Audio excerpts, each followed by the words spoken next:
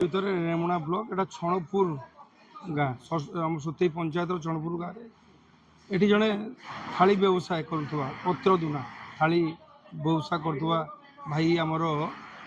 ବାପି ଭାଇ ତାଙ୍କ ବାପା ନାଁ ହେଉଛି ଶ୍ରୀକାନ୍ତ ଦାସ। ସେ ପତ୍ର ବ୍ୟବସାୟ କରୁଛନ୍ତି କମ୍ ସେ କମ୍ 1.5-2 କୋଟି ଟଙ୍କା ଉପରେ ଉର୍ଦ୍ଧ୍ୱର ଟଙ୍କାର ମୂଲ୍ୟବାନ ତାଙ୍କର ଯେତିକି ପତ୍ର ଇଏ ପେପର କେମିକାଲ ମେସିନ୍ ଟୋଟାଲ ନିଆଁ ଲାଗି ଧ୍ୱଂସ ହୋଇଯାଇଛି ଏବଂ ତାଙ୍କ ଘରଟା ହେଉଛି ତାଙ୍କ ଲାଗିକି ଘର ବି ମଧ୍ୟ ନିଆଁ ଧରିଥିଲା ଯାଉ ସାଙ୍ଗେ ସାଙ୍ଗେ ଦମକଳ ତିନିଟା ଆସିଯାଇଛି 3ଟା ନିଆଁ ଲିଭଉଛନ୍ତି ଏବେ ସୁଦ୍ଧା ବି ଲାଇନ୍ କଟା ହେଇଛି ନିଆଁ ଲିଭି ନାହିଁ ସମ୍ପୂର୍ଣ୍ଣ ନିଆଁ ଲିଭି ନାହିଁ କିନ୍ତୁ ଏଇ ଘଟଣା ବୋଧେ ଲାଇନ୍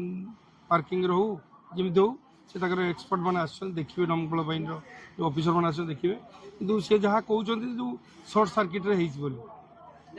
ଅଛନ୍ତି କେହି ଲୋକ ନାହାନ୍ତି ଖାଲି ତା ଜିନିଷପତ୍ର ଯାହା ଥିଲା 1.5-2 କୋଟି ଟଙ୍କାର ପାଖାପାଖି ଆପାତତଃ ହେବ ବୋଲି ଯାହା ସେ କହୁଛନ୍ତି କାର୍ଯ୍ୟକୁ କହୁଛନ୍ତି ଏତିକି ଟଙ୍କା ଅଛି ତାଙ୍କ ଘର ବି ମଧ୍ୟ ଯେଉଁ ନିଆଁ ଧରିଥିଲା କିଛି କାଚ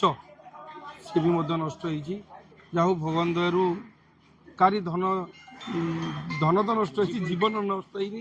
ମୁଁ ନିଶ୍ଚିତ ଭଗବାନଙ୍କୁ ଡାକୁଛି ଆମେ ସରକାରର ବି ଯାହା ଯାହା ଅଛି ଆମେ ସାଙ୍ଗେ ସାଙ୍ଗେ ଆସିଛନ୍ତି ପୋଲିସ ଅଫିସର ମାନେ ଆସିଛନ୍ତି ଆମେ କହିସାରିଛୁ କଲେକ୍ଟର ସାଙ୍ଗରେ ମୁଁ କଥା ହେଇସାରିଛି ଭିଡ଼ିଓ ବି ମଧ୍ୟ ସେ କହିଲେ ମୁଁ ସାର୍ ଟିକେ ଦୂରରେ ଅଛି ଯାଉଛି ଆସିବେ ଦେଖିବେ ଯାହା ଯାହା ହେଇଥିବ ସରକାର ସହାୟତା ଘଣ୍ଟେ ହେବ ପୂର୍ବରୁ ଆମକୁ ଖବର ମିଳିଲା ଆମର ବାଲେଶ୍ୱରରୁ ଟିମ୍ ପ୍ରୋସିଡ୍ କଲେ ଏବେ ବାଲେଶ୍ୱରର 3ଟା ୟୁନିଟ୍ ଲାଗିଛି ଆଉ ରେମୁଣାର ଗୋଟେ ଟିମ୍ ଲାଗିଛି ଟୋଟାଲ୍ 4ଟା ଟିମ୍ ଏବେ ଡେପ୍ଲୟ ଅଛନ୍ତି।